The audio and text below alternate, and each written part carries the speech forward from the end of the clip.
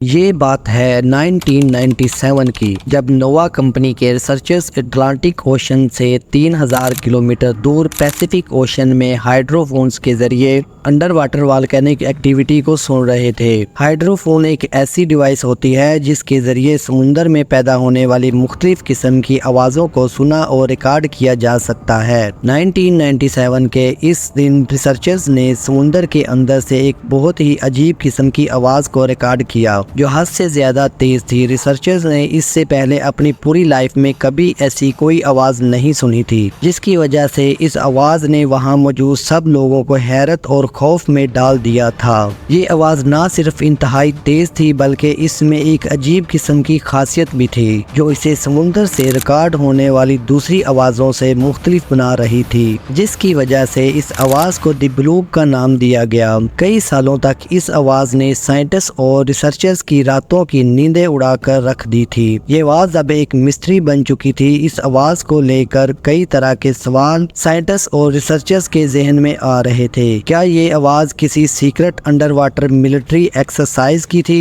یا کسی بہت بڑی شپ کے انجن کی تھی، کسی جینٹ سکویڈ کی تھی، یا کسی 100 فٹ بڑی ویل مچھلی کی تھی، یا پھر کسی بڑے خوفناک اور مسٹیریس کریچر کی تھی جو پچھلے کئی ہزار سالوں سے سمندر کی گہرائیوں میں زندہ ہے اور جس کے بارے میں یہ سائنٹسٹ اور ریسرچرز آج تک نہیں جانتے۔ جیسے جیسے وقت گزرتا جا رہا تھا، سائنٹسٹ اور ریسرچرز نے سمندر کے اندر سے پیدا ہونے والی والکینک ایکٹیویٹی اور ارتھ کویکس کو اسٹڈی کرنے کے لیے انٹارکٹا کے قریب اوشن میں ہائیڈروفون ڈپلائی کرتے جا رہے تھے۔ حیرت انگیز طور پر ایک بار پھر سے 2005 میں ایسی ہی عجیب اور تیز آواز کو ریکارڈ کیا گیا، جس کے بعد اس میں مسٹیریس آواز کی ساری حقیقت کھل کر سامنے آ گئی۔ معلوم پڑا کہ بلوپ کسی بڑے شپ یا کسی ان نون کریچر کی نہیں بلکہ ایک آئس کویک سے پیدا ہونے والی آواز تھی جو انٹارکٹا میں ایک بہت بڑے گلیشیئر کے ٹوٹنے کی وجہ سے سنائی دی گئی تھی۔ 8 سالوں کی محنت اور دن رات کی ریسرچ کے بعد بلوپ کی یہ مسٹری اب پوری طرح حل ہو چکی تھی۔ اس عجیب آواز کی یہ مسٹری تو حل ہو گئی تھی، لیکن سائنٹسٹ اور ریسرچرز کو سمندر کے کالے اندھیروں سے اب تک ایسی چیزیں مل چکی ہیں جو ان کی سمجھ سے باہر ہیں۔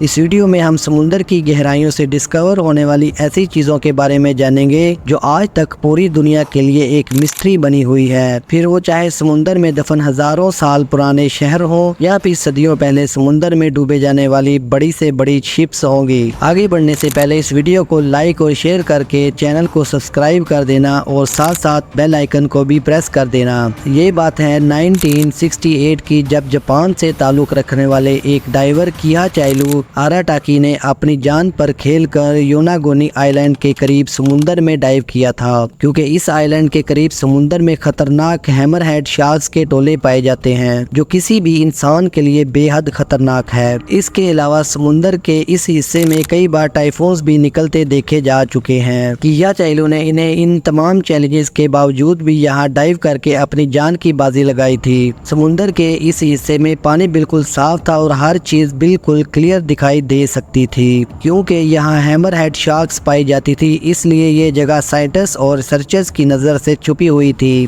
یہ ڈائیور جب یہاں 26 میٹر کی گہرائی میں گیا تو اس نے کچھ ایسا دیکھا جس نے اس کے ہوش اڑا دیے تھے۔ پانی کے باٹم پر ایک عجیب قسم کا بہت بڑا سٹرکچر بنا ہوا تھا جو دیکھنے میں بالکل بھی نارمل نہیں لگ رہا تھا۔ کیا چائرو کے سامنے اس وقت جو چیز تھی اس پر اسے یقین ہی نہیں ہو رہا تھا۔ جب یہ ڈائیور اس سٹرکچر کو ڈیٹیل سے سمجھنے کے لیے اپنی ٹیم کے ساتھ مزید نیچے گیا تو معلوم پڑا کہ یہ 290 میٹر لمبا، 120 میٹر چوڑا اور ایک بلڈنگ جتنا اونچا کسی انسان کا ہزاروں سال پرانا بنایا گیا اسٹرکچر تھا، جس پر باٹم سے لے کر روف تک سٹیئرز بنی ہوئی تھی۔ ریسرچرز کا یہ ماننا تھا کہ صرف ڈائیو کر کے اسٹرکچر کے بارے میں مزید انفارمیشن حاصل نہیں کی جا سکتی، اس لیے سمندر کے اس حصے میں سونار سکیننگ کی گئی۔ اس ایریا میں سمندر کے اندر ساؤنڈ ویوز پھینکی گئی جنہیں زمین سے ٹکرانے کے بعد ایک ریسیور کے تھرو کیچ کیا گیا اور پھر اس جگہ کا ایک 3D ماڈل تیار کیا گیا۔ جب اس جگہ کا 3D ماڈل بنایا گیا تو جو کچھ دیکھا گیا اس نے وہاں موجود سبھی لوگوں کو حیران کر دیا تھا۔ یہ ہزاروں سال پہلے انسان کا بنایا گیا ایک بہت ہی عالیشان اور بہت ہی خوبصورت سٹرکچر تھا جو کسی محل کی طرح دکھائی دے رہا تھا۔ سٹرکچر میں اندر جانے کے لیے ایک کافی بڑا راستہ بھی بنا ہوا تھا جو شاید اس دور میں اس کی مین انٹرنس تھی۔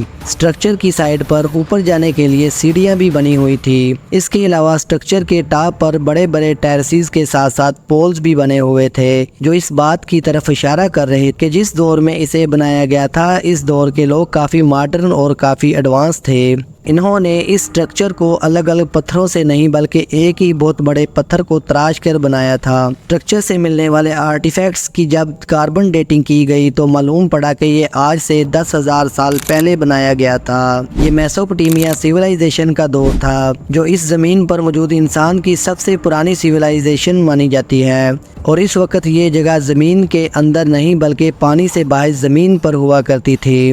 لیکن اس دور میں جب انسانوں کے پاس نہ کوئی ٹولز تھے اور نہ ہی کوئی مشینز تھی، تب اتنے بڑے اور عالی شان سٹرکچر کو کیسے اور کس مقصد کے لیے بنایا گیا تھا؟ اس میں بسنے والی سیولائزیشن کے ساتھ ایسا کیا ہوا تھا؟ ان پر ایسی کون سی آفت ٹوٹ پڑی تھی جو آج ان کے لیے بنائے ہوئے سٹرکچرز پانی کے اندر ڈوبے ہوئے ہیں اور انہیں بنانے والوں کا آج دنیا میں نام و نشان تک موجود نہیں ہے؟ یہ آج تک ایک مسٹری بنی ہوئی ہے۔ 19ویں صدی کے اینڈ میں یعنی ایئر 19 میں اینٹیکا تھیرا آئی لینڈ کے قریب سمندر کی 55 میٹر گہرائی میں کچھ ڈائیورز کے کریو کو بہت ہی پرانا اور تباہ شدہ ایک اینشینٹ شپ کا ملبہ ملا تھا۔ یہ شپ آج سے 2000 سال پہلے اینشینٹ گریس کے دور میں سمندر میں ڈوبی تھی، جس کا ملبہ آج تک یہاں موجود تھا۔ ریسرچ کے دوران اس شپ سے ڈائیورز کو ایک باکس بھی ملا تھا جو بہت ہی خستہ حالت میں یہاں پڑا ہوا تھا۔ جب اس باکس کو کھولا گیا تو اس میں قیمتی جولری، ماربل، سٹیچوز اور اینشینٹ کوائنز کے ساتھ ساتھ ایک زنگ شدہ میٹل کا ٹوٹا ہوا ٹکڑا بھی ملا۔ میٹل کا ایک چھوٹا سا ٹکڑا دیکھنے میں بالکل بھی نارمل نہیں لگ رہا تھا۔ جب اتھارٹیز تک یہ نیوز پہنچی تو اس پر فوراً ریسرچ سٹارٹ کر دی گئی۔ جب اس میٹل کے ٹکڑے پر ریسرچ شروع کی گئی تو جو وہ سامنے آیا اس نے ہم انسانوں کی تاریخ کو ہی بدل کر رکھ دیا۔ سائنٹسٹ اور ریسرچرز کو اس بات پر یقین ہی نہیں ہو رہا تھا کہ میٹل کا یہ ٹوٹا ہوا ٹکڑا اور کچھ نہیں بلکہ اینشینٹ گریس میں بسنے والے لوگوں کا ایک کمپیوٹر تھا، جس پر 35 چھوٹے اور بڑے گیئرز لگے ہوئے تھے، جنہیں آج سے 2000 سال پہلے بڑی مہارت کے ساتھ بنایا گیا تھا۔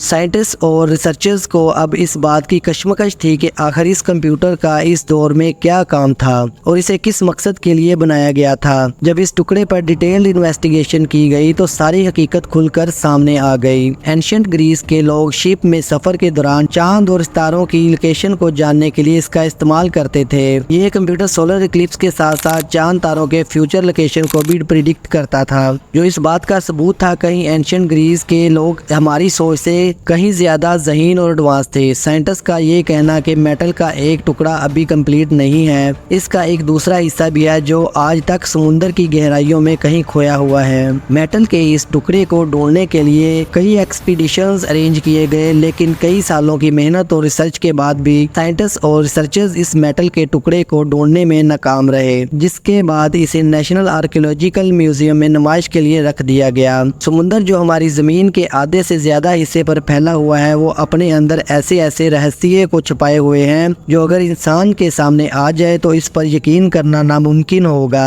جون 2011 میں اوشن ایکس کمپنی کے ڈائیورز نے خزانے کی تلاش کے دوران بالٹک سی میں 90 میٹر کی گہرائی سے ایک بہت بڑے عجیب اور یونیک قسم کے سٹرکچر کو ڈسکور کیا تھا۔ یہ سٹرکچر پورے 60 میٹر جتنا بڑا تھا اور ایک ڈسک کی شکل جیسا دکھائی دے رہا تھا۔ اس کے علاوہ یہ سٹرکچر دیکھنے میں بھی کسی UFO کی طرح لگ رہا تھا۔ سٹرکچر کی جب سونار سکیننگ کی گئی تو معلوم پڑا کہ یہ ایک نان نیچرل سٹرکچر تھا جو پورا میٹل سے بنا ہوا تھا، جسے کسی انسان یا پھر کسی ایلین کے دوارا بنایا گیا تھا۔ سائنٹسٹ اور ریسرچرز نے اس پر بے انتہا انویسٹیگیشن کی، لیکن 13 سال گزر جانے کے بعد یہ معلوم نہ کیا جا سکا کہ سٹرکچر کو کب اور کیسے اور کس مقصد کے لیے بنایا گیا تھا، اور تب سے لے کر اب تک یہ سٹرکچر دنیا کے لیے ایک مسٹری بنا ہوا ہے۔ اس بات میں کوئی شک نہیں ہے کہ سمندر بے تحاشا مسٹریز اور ان گنت رازوں سے بھرا پڑا ہے۔ سمندر سے آئے دن مختلف قسم کی چیزیں ڈسکور ہوتی رہتی ہیں، جن میں سے صرف چند چیزوں کو ہی انسان سمجھ پاتا ہے، اور بہت سی ڈسکوریز ایسی ہوتی ہیں جو پوری دنیا کو ہلا کر رکھ دیتی ہیں۔